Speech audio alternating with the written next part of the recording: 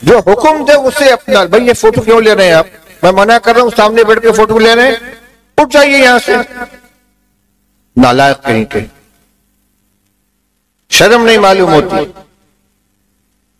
بار بار camera اٹھ رہا ہے، مولانا ہٹائیے ان کو سامنے سے میرے. آپ وہاں سے ہٹ جائیے، کہیں دوسری تک جائیے. ایسے بدتمیز لوگوں کو سامنے نہیں بیٹھنا چاہیے. ہٹائیے ان کو یہاں سے. بار بار منع کیا جا رہا ہے تو آپ حضرات احتیاط کریں. احتیاط کیا کریں؟ آپ بھی نرم لفظ استعمال کر رہے ہیں. کون سی مجبوری ہے فوٹو لینے کی؟ بند کریں بالکل. یہ ہمارے علماء کرام کی بھی نرم روی ہے، سختی سے منع نہیں کرتے فوٹوگرافی سے. فوٹو کھنچواتے ہیں بیٹھ کر، لوگ سمجھتے ہیں کوئی حرج نہیں اس کے اندر.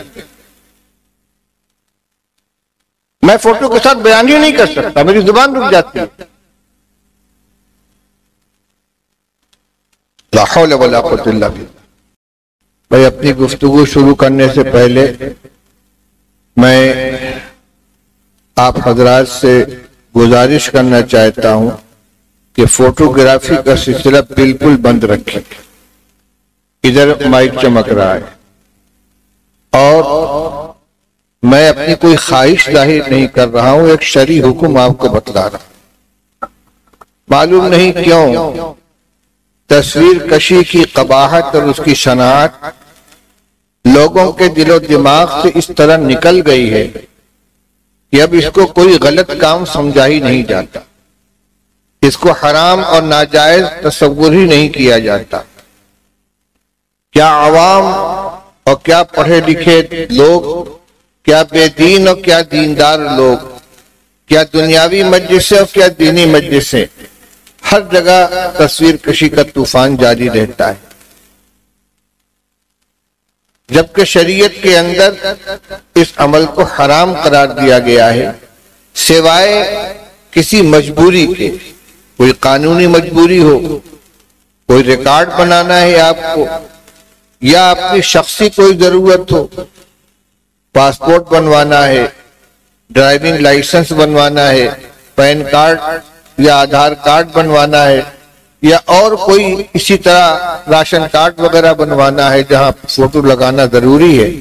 وہ ایک مجبوری ہے اور ضابطہ ہے کہ جو چیز کسی مجبوری کی بنا پر جائز ہو، جس کی اجازت دی جائے تو اتنی ہی اجازت ہوتی ہے جتنے میں وہ مجبوری، وہ ضرورت پوری ہو جائے. اس کے بعد اس کی اجازت ختم ہو جاتی ہے.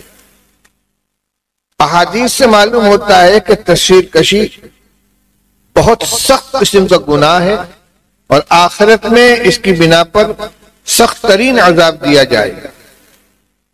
اپنی بات پہنچانے کی نیت سے میں آپ کو 3 روایتیں سناتا ہوں جو پیغام ہے نبی کریم صلی اللہ تعالی علیہ وسلم کا.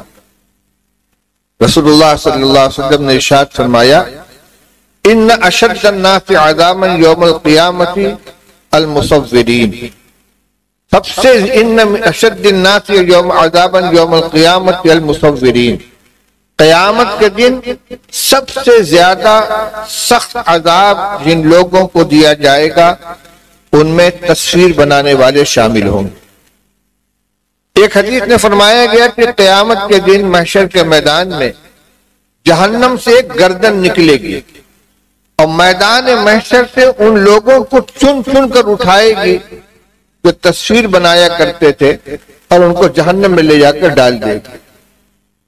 ایک تیسری روایت میں رسول اللہ صلی اللہ علیہ وسلم نے ارشاد فرمایا کہ جو لوگ تصویر بناتے ہیں اللہ تعالی محشر کے میدان میں ان کو مکلف کریں گے کہ احیوا ما خلقتم.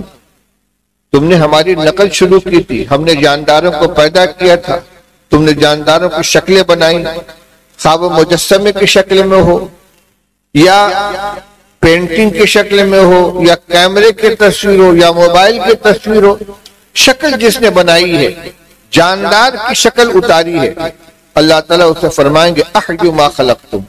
تم نے تخلیق کی ہے، تم خالق بننا چاہتے تھے، اب جان ڈالو اس میں. ظاہر بات ہے کوئی جان نہیں ڈال سکے گا اور اس پر اس کو عذاب دیا جائے گا. یہ وہ روایات ہیں جس سے معلوم ہوتا ہے کہ تصویر کشی رسول اللہ صلی اللہ علیہ وسلم کو اور آپ کی شریعت کے اندر ان کو کس قدر قبیح اور کتنا خراب قرار دیا گیا۔ بخاری شریف کی روایت ہے کہ فتح مکہ کے موقع پر رسول اللہ صلی اللہ علیہ وسلم جب حرم کعبہ میں پہنچے ہیں تو خانہ کعبہ کے اندر بت بھی رکھے ہوئے تھے اور تصویریں بھی بنی ہوئی تھی دیواروں کے اوپر۔ رسول اللہ صلی اللہ علیہ وسلم نے فرمایا کہ جب تک اس میں یہ تصویریں ہیں، یہ مجسمے ہیں، میں خانہ کعبہ میں نہیں جاؤں گا۔ چنانچہ سارے بت نکال کر باہر لائے گئے اور حضرت عمر رضی اللہ تعالیٰ عنہ بھیگے ہوئے کپڑے لے کر خانہ کعبہ میں داخل ہوئے ہیں اور دیواروں پہ جتنی تصویریں بنی ہوئی تھی سب کو مٹا دیا۔ جب رسول اللہ صلی اللہ علیہ وسلم کو اطمینان ہو گیا کہ یہ تمام کی تمام تصویریں ختم ہو گئی ہیں، تب رسول اللہ صلی اللہ علیہ وسلم گھر میں داخل ہوئے۔ ایک مرتبہ نبی کریم صلی اللہ علیہ وسلم اپنے گھر تشریف لائے۔ حضرت عائشہ رضی اللہ تعالی عنہ کے حجرے کے دروازے پر آپ آئے، آ کر ٹھٹک کر کھڑے ہو گئے، ناراضگی کے انداز سے۔ ام المؤمنین حضرت عائشہ رضی اللہ تعالیٰ نے پوچھا، یا رسول اللہ کیا غلطی ہوئی؟ آپ نے فرمایا یہ پردہ کیسا پڑا ہوا ہے؟ اس پردے کے اوپر کچھ تصویریں بنی ہوئی تھی، کچھ فوٹو بنے ہوئے تھے۔ یہ ناگواری کا اظہار ہے رسول اللہ صلی اللہ علیہ وسلم کا۔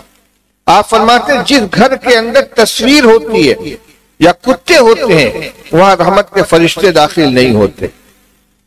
جس تصویر کی بنیاد پر رحمت کے فرشتے گھر میں داخل نہیں ہوتے اس کو ہم اپنے ہاتھ سے بناتے ہیں، اپنے کیمرے میں محفوظ رکھتے ہیں اور نام لے رہے ہیں حضرت نبی کریم صلی اللہ علیہ وسلم کی عظمت کا، ان کی محبت کا، اور ان کے نام پہ ہم یہاں جمع ہوئے ہیں۔ میرے بھائیوں، میرے بزرگوں، یہ کوئی میرا مسئلہ نہیں ہے، نہ کسی عالم کی نہ کسی مدرسے کی تجویز ہے، یہ فرمان ہے نبی کریم صلی اللہ تعالی علیہ وسلم کا۔ اگر آپ کے فرمان کی عظمت اور اس کی اہمیت آپ کے دل کے اندر ہے تو عزم کر لیں کہ ہم تصویر کشی کو بالکل خیر بات کہیں گے اور یہ غلط کام ہرگز نہیں کریں گے۔ اللہ تعالی ہمیں اس کے توفیق نصیب فرمائے۔